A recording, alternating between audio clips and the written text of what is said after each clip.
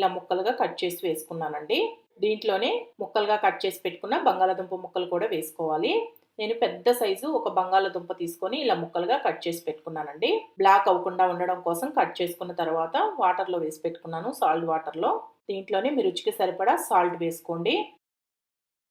Salt కూడా వేసుకున్న తర్వాత ఫ్లేమ్ని సిమ్లో కానీ మీడియం ఫ్లేమ్లో కానీ పెట్టుకొని 2 నిమిషాలు ఇలా కలుపుకుంటూ వేయించుకోండి. ఇప్పుడు ఒక 2 నిమిషాలు ఇలా వేయించుకున్న తర్వాత ఫ్లేమ్ని సిమ్లో పెట్టుకొని ప్యాన్కి మూత పెట్టి ఈ కూరగాయ ముక్కల్ని బాగా ఉడకనివ్వండి. ఇప్పుడు ఇలా ఈ వీడియోలో చూపిస్తున్నట్లు మీరు మధ్య మధ్యలో మూత తీసి మొత్తం బాగా కలుపుకొని మళ్ళీ మూత పెట్టుకొని వేయించుకోవాలండి. అలా వేయించుకోవడం వల్ల మనకి ముక్కలు అనేవి బాగా మెత్తబడిపోతాయి.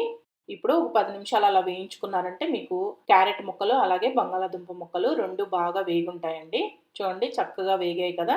మీకు ఒకటి కట్ చేసి చూపిస్తాను చూడండి. ఇలా ఈజీగా